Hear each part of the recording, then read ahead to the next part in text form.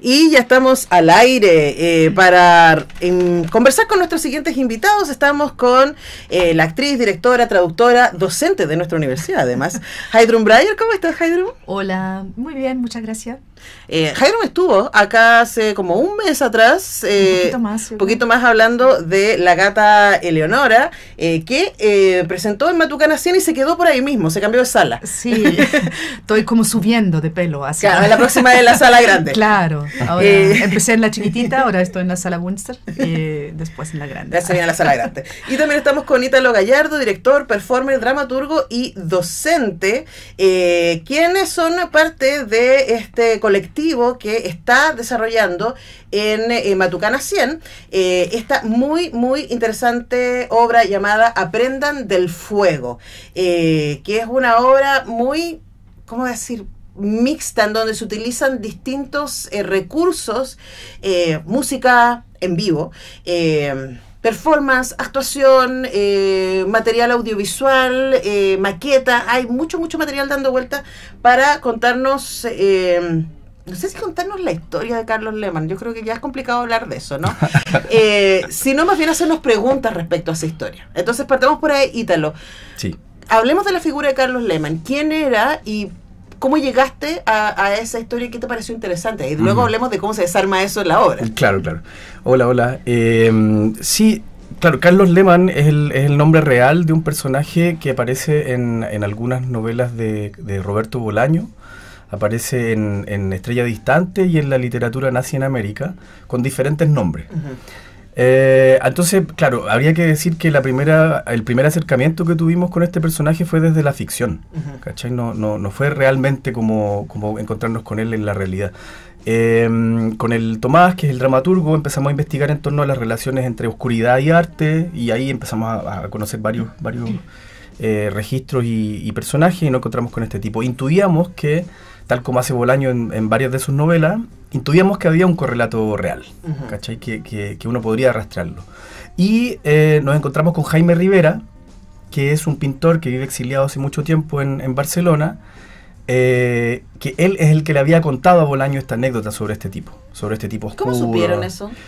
Puro investigando, puro rastreando. Hicimos un ejercicio como de leernos todas las entrevistas que habían alrededor de la obra, todos los documentos que habían alrededor de esta novela. Ustedes partieron con el personaje de ficción, sí, sin saber si ese personaje existía realmente. Tal cual. Y fueron tirando el hilo, sí, hasta que se encontraba. ¿Quién le podría haber contado esta historia a Bolaño? Eso. ¡Guau! ¿Cuántos años se demoraron en eso? Como 2 años. Tuvimos 2 años trabajando. Igual la obsesión, Ítalo. Un poco. Sean francos. O sea, es que sin obsesión no funciona. Es verdad. No hay otra manera de hacerlo. Entonces, la obra cuenta de una u otra manera esto. O sea, vemos a este pintor que desde España cuenta que él contó esta historia, y es los videos de él, el registro de él hablando está ¿cómo dice? Interfazado, sí, sobrepuesto a la actuación de Heidrun, que en algún momento es, y eso también les quería preguntar, en algún momento es ella, yo no sé si es Heidrun la que habla y la que se hace pregunta sobre autor, obra, si se puede separar, etcétera. La pregunta sobre el horror y el arte, que es una pregunta que a mí me salió haciendo eco después de ver la obra, porque ahí no terminamos de decir quién era Carlos Lehmann. Claro. Vamos, perdón. No es Heidrun, es Heidi. Ay, perdón, Heidi. No, es Heidi que se hace las preguntas. Ah, perfecto. Es otro personaje. Claro, es como otro personaje. Sí. Una versión de Heidrun, investigadora, sí, detective. En escena. Claro, sí, detective en escena. Ya, pero Carlos Lehmann. Entonces llegan a este pintor claro, en Barcelona. Sí. Y eso, o sea, queríamos investigar, o sea, como entrevistarlo, ¿cachai? Como conocer a esta persona que le había contado de primera fuente a Bolaño sobre esta historia oscura. Y al conocerlo, claro, empezamos a hacernos amigos, él empezó a contarnos cada vez más detalles y se volvió el protagonista de todo esto. Entonces, claro, Carlos Lehmann es un fantasma, es una persona que es súper difícil de rastrear. Hay muy poco registro, hay muy poco archivo. Justamente todas estas cosas que estoy diciendo las metemos en la obra también. nos costó muchísimo poder llegar a algún archivo comprobable, justamente porque existe una ley, que es la ley 18.771, que oculta, o que en el fondo le prohíbe al Archivo Nacional acceder a los antecedentes de todas las acciones que hicieron las Fuerzas Armadas durante la dictadura. Ahora, digamos que él era un funcionario de la FACH. Claro. Que suponemos, y ustedes lo dicen en la obra, y por eso pregunto, porque no sabemos si es ficción, si es realidad, cuántos datos duros, diríamos, y cuánto es parte del relato, porque yo creo que es una obra que se pregunta respecto al relato, entre otras cosas, y que estuvo involucrado, según lo que sabemos, en algunos hechos de tortura. Ahora, lo que es interesante, y viene mi siguiente pregunta, es que pareciera ser que esos hechos de tortura lo inspiraron para crear obra. Y algunas de esas obras son pinturas y otras de esas obras son fotografías. Y las fotografías son especialmente explícitas en el hecho de mostrar detalles de torturas, ¿no? Claro, claro. Entonces, esas obras son parte de la narrativa ficcional de Aprendan del Fuego, que es una frase además que se supone que él hizo también en el cielo, una performance de aviación, o fueron parte de lo que ustedes fueron creando. ¿Encontraron el documental o no? ¿Cómo funciona? Claro, claro. El otro día tuvimos un conversatorio. ¿Sí? ¿Querés decir tú? No, dale. Ya voy a llegar a porque la puesta en escena de la obra es muy particular, pero todavía creo que la gente no entienda de qué estamos hablando. Sí, claro. Lo que pasa es como... Sí. Claro, como un secreto, es como la receta que no se da. Algo así. Claro, lo que pasa es que creo que la respuesta que voy a dar va a ser súper poco satisfactoria, porque hay elementos dentro de la obra que han tenido que ser réplicas y recreados, y hay otros elementos que son elementos de archivo y elementos reales, pero creo que, y que es una conversación que teníamos el otro día con unas personas que fueron a analizar, Mauricio Barría, que es una persona que... Sí. Que académico de la Chile, genio total del radioteatro. Además, entonces, y que claro, además ha estudiado mucho sobre el rollo de lo documental, etcétera, y Mauricio justamente decía, no es tan relevante si lo que está puesto acá tiene una verdad jurídica, porque no es el espacio del arte. Claro. Lo que está construyéndose acá es una versión de una cierta verdad, es una posible verdad, que está utilizando las estrategias de lo documental. Claro. Entonces sí, hay elementos que nosotros tuvimos que recrear. Ahora, yo preferiría no detallar cuáles no importa. Sí y cuáles no, simplemente como por una cosa de también del juego estético de la pieza, ¿no? Como que muchas personas después de salir de la obra dicen, ya, pero eso no es la caja, o ¿qué onda el VHS? ¿Qué onda esas fotos? ¿Cachai? ¿Cómo las manipulan? ¿Qué onda los cuadros? Y es como la obra en sí misma un poco juega con ese borde, ¿no? Entonces yo creo que le da una capa más de terror el no saber qué de lo que está ahí es cierto y qué... O sea, todo tiene potencial de serlo, ¿cachai? Yo creo que lo más horroroso es ese potencial de serlo. Es que Carlos Lehmann podría haber existido con todas las características que describe Bolaño y que ustedes construyen en la obra. Y ahí paso a Heidrun para hablar de la puesta en escena, porque es muy particular lo que vemos. Como decía, hay música que se está creando en eso mismo, hay un trabajo visual que va entremezclando grabaciones en vivo con grabaciones de registro, y está tu voz, que está cambiando de lugar constantemente a lo largo de la obra. Cuéntanos respecto a la construcción de ese relato, ¿no? Que tan mixto, tan texturado. Tú dices cómo fueron armándolo. Yo creo que ya había una base de texto, si no me equivoco. Empezamos hace más o menos como un año atrás, diferentes etapas de ensayo. O sea, yo me subí al proyecto hace un año, en agosto, justamente del año pasado. Y claro, entonces había una base de texto. Yo creo que esa base de texto fue modificándose bastante durante la creación. O sea, Tomás Enríquez, el dramaturgo, siempre estuvo presente. Y obviamente ahí también lo que se comentaba, y importante obviamente también lo que quería finalmente el Ítalo también. Y yo creo que en sentido que mi presencia ahí también influyó harto en todo lo que al final aparece como un poco lo alemán. Yo no me acuerdo bien, pero esto del Wieder, por ejemplo... Eso apareció contigo. Claro, pero también, ¿ustedes ya sabían el significado? No. O sea, no. Claro, entonces yo les dije que Wieder significa esto. Entonces ahí como, entonces hay que aprovechar, hacer algo con esto, porque obviamente Bolaño no pone el apellido Wieder así nomás, o sea, tiene una intención. Entonces yo creo que todas esas cosas como más de alemán y lo del Jaime, estuvo siempre, ¿o no? La idea de que sí, que yo representara a Jaime. ¿Te acuerdas que yo al inicio improvisamos y yo hice Jaime en un bar y Jaime en un... Sí, pero eso empezamos a encontrarlo en los ensayos. Claro, porque en el fondo no, la interpretación de la Heidi no... O sea, al principio va a ser como esta investigadora en escena que está contando nuestro relato, y ella empieza también a traer estas otras cosas que son más representacionales, ¿cachai? Y que a lo mejor escapan un poco del registro documental, pero hay algo interesante ahí en esta idea de hay una imposibilidad de traer a Jaime a Chile. Entonces está esto mismo que decís tú, esto fantasmal, o esta idea como de este cruce de la ficción para poder traerlo acá, en el cuerpo de Jaime. Y ahí aparecen también, claro, todos esos elementos que son fascinantes en el teatro, que uno puede jugar con eso, ¿no? O sea, como esta sobreposición, la cara de él con la mía, y se está creando esta convicción que yo soy él, ahora lo represento, y eso al final como que también se va dejando. Ya en el tercer acto ya no necesito la chaqueta de él, no me pongo los lentes, pero soy como las dos personas. O sea, soy tres. Sí. Heidrun, Heidi, Jaime. Y Carlos quizás. Y Carlos también quizás, sí. Quién sabe.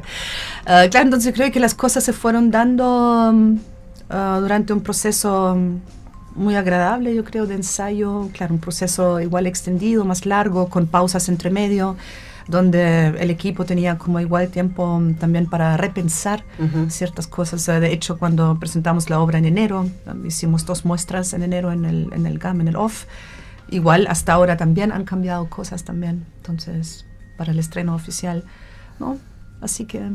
Sí, yo debo decir que es muy fascinante cuando uno se enfrenta a la obra, porque es como se va voy construyendo con ustedes como audiencia, ¿no? Y hay mucho misterio, pero también hay mucho... es bien estimulante en términos de las preguntas que se instalan ahí, ¿no? Y ahí quiero volver, Ítalo, cómo trabaja esta idea de Tomás tiene la dramaturgia, les hace una propuesta, ¿no? Como dice Heidrun, esto se va ajustando a lo largo de las funciones, a lo largo del proceso creativo, pero hay muchos elementos que están ahí. Es una especie de puzzle, ¿no? Que tiene música, que tiene sonidos, que tiene actuación, que tiene referencias documentales y otras que no sabemos. Entonces, háblanos respecto a cómo se pone en escena la historia de una búsqueda, finalmente. Claro, es interesante ponerlo así. Es una obra que muestra su proceso. Es una obra que muestra su proceso de construcción. Es una obra que no pretende entregar respuestas, sino todo lo contrario. Se pregunta todo el tiempo. Se pregunta por la búsqueda, se pregunta por sí misma, y se pregunta también por la propia composición de esta investigación. Entonces hay muchas de los errores que van apareciendo en la investigación, o de las pérdidas que van apareciendo, que se muestran también en la pieza. Entonces eso es algo que yo quería reflejar, ¿no? Como que también en términos de la puesta en escena tú estás viendo todo el tiempo lo que se construye. Sí. Tú ves al músico construyendo la música, ves al tipo que maneja la cámara, que maneja los documentos. Las personas hacen 2 roles siempre, o más de un rol, digamos. ¿Cachai? Heidi es la investigadora, pero al mismo tiempo representa a Jaime, al pintor chileno que está en Barcelona, pero al mismo tiempo es ella, la actriz, preguntándose qué hago aquí, claro. como por qué me metieron en esta claro, nos horror. Preguntamos harto eso al inicio. Sí. O sea, ¿cuál realmente es mi rol en esto? Sí. ¿Cómo lo...?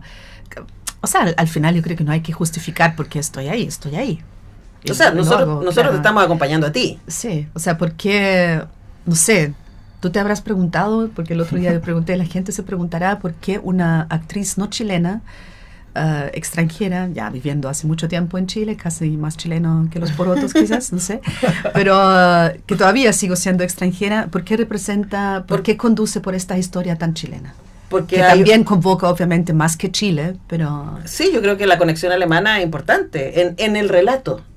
Entonces, claro, a uno le hace sentido porque el personaje pasa por ahí también, porque Bolaño pasa por ahí también, entonces uno dice, de más. Ahora, yo pensaría, conociendo tu trayectoria, porque hay que ser muy valiente para hacer lo que tú haces en escena, que es básicamente lanzarte a una cosa tan poco clásica, no es tan experimental lo que ustedes están haciendo. Y ojo, quiero decir esto, en general la gente piensa experimental y dice, va a ser difícil, va a ser enredado, no lo voy a entender. Para nada, yo creo que eso tiene que ver con tu trabajo también, de ir acompañándote. Y ahí quería preguntarte respecto a las preguntas que tú le haces al público, te haces a ti misma, respecto al horror y el arte, respecto a la memoria, respecto a las gracias, que salimos por supuesto con mi amiga discutiendo autor-obra, ¿se puede o no se puede? ¿Qué te pasa a ti con esas preguntas? Como artista, digo, como directora también, ¿cómo te estimula lo que está sucediendo ahí cada vez que montas la obra? Yo creo que, claro, o sea, como esta pregunta clave que se plantea en la obra, se puede separar la obra del artista, por ejemplo, un monstruo que produce belleza, ¿es posible? También la pregunta sobre el monstruo, que realmente es un monstruo, o sea, ¿es una persona enferma o no? Dice también, bueno, Lehmann no es una persona enferma, o también quizás un psicópata, no sabemos. Pero, claro, que decidió torturar y matar, se dice, ¿no? Por eso no se considera ella la investigadora en este mismo momento, o ahí ya estoy como Jaime en el último acto. ¿Qué me pasa a mí? Yo creo que yo me quedo también con esto que ella del momento dice, después de esta pregunta, ¿se puede separar la obra del artista si hay más opciones? Yo creo que hay más opciones también, no es tan simple. O sea, yo creo que uno puede también, por ejemplo, claro, puede separar, pero también uno puede decir, obviamente, saber quién hizo algo, y tú sabes que esa persona quizás ha hecho cosas que a ti éticamente no parecen bien, pero sin embargo, o sea, sabiéndolo, sin embargo, a lo mejor tú puedes encontrar también su obra artística valorosa, o sea, como, sí, o bella, ¿ya? Sí. Entonces, yo creo que hay más detalles ahí, que yo no sería tan radical como decir que alguien que, no sé, como por ejemplo este actor ¿cómo se llama este actor? Que lo fundaron, que tenía una serie que es muy bueno, él igual. Kevin Spacey. Kevin Spacey, sí. Kevin Spacey, buen actor. Yo igual sigo considerándolo como un buen actor. Bueno, tú igual vería cosas de él, aunque esté funado. Igual. Pero yo creo que en el caso del actor es distinto. Y quizás si digo eso ahora, claro, me van a... no sé. Claro, estoy pensando en la idea de representación versus creación. No digo que los actores y actrices no sean creadores y creadoras cuando arman un personaje, pero también tiene que ver desde el lugar desde donde se habla, ¿no? Tú nombras, de hecho, en la obra, ustedes nombran, a Leni Riefenstahl, sí, que es muy complicada, y yo siempre la uso de ejemplo cuando enseño historia al cine y cuando nos enfrentamos a esta pregunta, porque en general se habla de las funas, ¿no? Entonces hablamos de Polanski y hablamos o de crímenes comprobados, Woody Allen, etcétera. Pero Leni Riefenstahl es muy interesante. Que por si alguien no lo sabe, que ella fue colaboradora, lo cuentan en la obra. Hay un documental hermoso al respecto también. Yo la vi. Hay una autobiografía de ella donde ella trata de distanciarse de... ¿Este último documental? Sí, lo vi en el teatro, o sea, en el Festival de Cine UC lo dieron. Sí. Y hay algo ahí que tiene que ver con que toda obra, y también Aprendan del Fuego, es resultado de sus procesos de producción. Entonces hay una voz, pero también hay un mundo que es posible. Leni Riefenstahl no podría haber hecho El triunfo de la voluntad si no hubiera tenido a su disposición toda la tecnología de punta de ese momento que el Tercer Reich le pone ahí, ¿no? Entonces está su talento, pero también está lo que le permite crear, y bueno, lo que dice, y etcétera, ¿no? Entonces ahí para ir cerrando, porque podríamos estar hablando de esto mucho tiempo, Ítalo, esas sensaciones con las que tú nos dejas, ¿no? ¿Cómo has ido recibiendo? Porque ya se dieron cuenta, es muy difícil de contar lo que a uno le pasa cuando va a ver Aprendan del Fuego, pero ¿qué sientes tú que está quedando? ¿O qué quieres que quede en los espectadores? Cenizas. Cenizas. Sí, además, el título de la obra es espectacular. Es espectacular. Cenizas. Y de las cenizas se levanta algo nuevo. Puede ser, sí, puede ser. O sea, lo que queda así es como un... cuando estábamos haciendo uno de los videos de la obra, que es que se queman unos papeles que contienen una frase, etcétera, quedaba un rescoldo, que creo que es como una ceniza mezclada con otra cosa. La sensación de la gente es de impacto. Hay gente que me dice como estoy asqueada, pero al mismo tiempo fascinada. Yo creo que la sensación de contradicción que genera la obra me parece súper interesante. Y eso me gusta. Me gusta mucho que la gente salga así como entre asustada, pero quiero saber más. O sea, es como cuando uno ve algo horrendo, y cierra los ojos, pero igual mira por la rendija. Sí. Hay una cosa ahí que se provoca, que es la fascinación del horror, la fascinación de lo terrible, que me parece súper interesante y removedor, sobre todo para estos días donde pareciera ser que nada nos impacta, que el fascismo está volviendo fuerte, como si estuviéramos como anestesiados ante el horror. Sí. O también eso que dices tú, siempre pienso en eso también, o sea, hasta hoy que el horror incluso llega a ser algo fascinante, la gente un accidente y graban y las cosas más horribles y y lo publican y no sé, o sea, eso no es arte, pero igual es como un horror que está publicado y que hay gente que se fascina con eso también. Sí. ¿no? Ahora, yo creo que lo que la obra nos regala es esta sensación de lo ominoso. Sí, claro. Como que hay una cosa que, y además en la puesta en escena, la obra es muy oscura, si uno lo puede decir, ¿no? Y muy enfocada en el detalle, que nos obliga, nos invita a pensar en todos estos temas, y también en la historia de Chile, también desde dónde se construye, cuáles son nuestros discursos, realidad, ficción, todas esas cosas aparecen en Aprendan del Fuego, que además me encanta el título, que pueden ver hasta el 10 de agosto, o sea, este fin de semana es el último fin de semana. Último, 4 funciones. Vayan a verlo, de verdad, se los ultra, súper. Ustedes saben, yo veo harto teatro y no había visto nada como esto este año. Así que yo creo que de las cosas más interesantes es como que jugado y qué distinto. Así que de verdad la gente, y lo van a entender, porque de verdad uno dice, ay no, pero esta cosa experimental, no voy a entender. No, vaya. Va a salir con muchas preguntas. Están en la sala Espacio Bunster, Patricio Bunster de Matucana 100 hasta el 10 de agosto, jueves y viernes a las 19:30 horas, domingo a las 18:30. Hemos conversado con su director, Ítalo Gallardo, y con la multifantástica actriz, directora, académica, además de la casa, Heidrun Breyer. Gracias a los dos por venir. Muchas gracias por la invitación. Nosotros vamos a la música y a la vuelta hablamos de ópera. Ya vi que llegó el Gonzalo Cuadra. Sí.